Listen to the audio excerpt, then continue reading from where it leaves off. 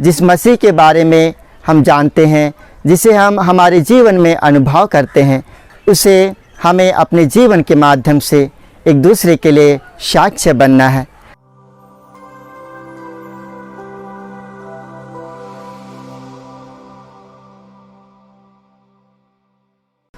ख्रिस्त में प्यारे दोस्तों, जब हम आज के पवित्र सुसमाचार को पढ़ते हैं तो हमें यही ज्ञात होता है कि प्रभु यीशु अपने विरोधियों फरीसियों और शास्त्रियों के साथ बातें कर रहे हैं, उनके बारे में बातें कर रहे हैं।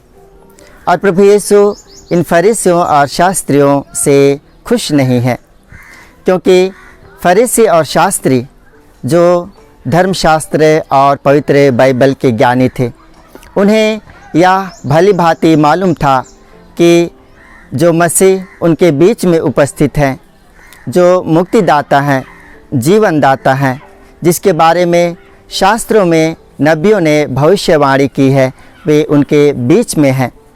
फिर भी ये शास्त्री और फरीसी यीशु के बारे में साक्ष्य नहीं देते हैं, यीशु के बारे में लोगों को नहीं बतलाते हैं, बल्कि ये शास्त्री और फरीसी जब प्रभु यीशु पापियों और नाकेदारों के साथ भोजन करते हैं, उनके साथ बातचीत करते हैं, तो प्रभु पर दोषारोपण लगाते हुए लोगों से यही कहते हैं कि यीशु नाकेदारों और पापियों का मित्र है, उनके साथ यह खाता पीता है और यह पेटू है, पियंकड़ है।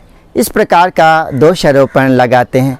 जब प्रभु अबदूतों को लोगों से निकालते हैं तो फरीसी और शास्त्री यीशु पर दोषारोपण लगाते हुए कहते हैं कि ये अबदूतों के महानायक बेलजबूल की सहायता से वे अबदूतों को निकालते हैं।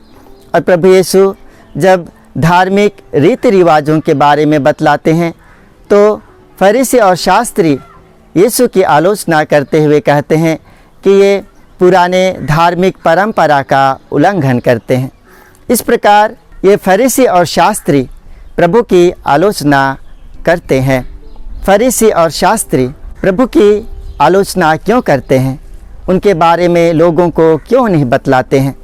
इस प्रश्न का जवाब आज प्रभु यीशु आज के सुसमाचार में ही देते हैं। प्रभु कहते हैं कि तुम लोग एक दूसरे से मान सम्मान चाहते हो। फरीसी और शास्त्री स्वयं की मान सम्मान और मर्यादा के बारे में सोचते थे। उन्हें इस बात का ख्याल था कि वे कैसे लोगों से सम्मानित हुए। इसीलिए उन्हें इस बात का डर था कि यदि वे प्रभु के बारे में साक्ष्य देंगे तो अपना जो मान है, जो सम्मान है, जो लोगों से प्राप्त होता है, उसे वे खो देंगे। इसी वजह से वे प्रभु के बारे में जानते हुए भी वे लोगों को नहीं बतलाते हैं, प्रभु के बारे में साक्ष्य नहीं देते हैं। ख्रिस्त में प्यारे दोस्तों, इन फरीसियों और शास्त्रियों की भांति हमें भी मसीह के बारे में जानकारी है, पवित्र ग्रंथ के माध्यम से, पवित्र पुस्तकों के माध्यम से। जब हम मसीह के बारे में जानते हैं तो आज के सुसमाचार के माध्यम से प्रभु हमें यही संदेश और शिक्षा दे रहे हैं कि जिस मसीह के बारे में हम जानते हैं, जिसे हम हमारे जीवन में अनुभव करते हैं, उसे हमें अपने जीवन के माध्यम से एक दूसरे के लिए साक्ष्य बनना है। और जब हम एक दूसरे के लिए मसीह के बारे में साक्ष्य देंगे, साक्षी बनेंगे, तो प्रभु आज के सुसमाचार में यही कहते हैं कि वह हमें स्वर्ग राज्य में पिता ईश्वर के द्वारा सम्मानित करेंगे। इसलिए ख्रिस्त में प्यारे दोस्तों, जब हम आज के सुसमाचार पर मनन चिंतन कर रहे हैं तो आइए हम प्रभु से यही प्रार्थना करें कि प्रभु हमें यह कृपा प्रदान करे, अनुग्रह प्रदान करे कि हम हमारे जीवन में प्रभु के साक्षी बने एक दूसरों के लिए। आमीन।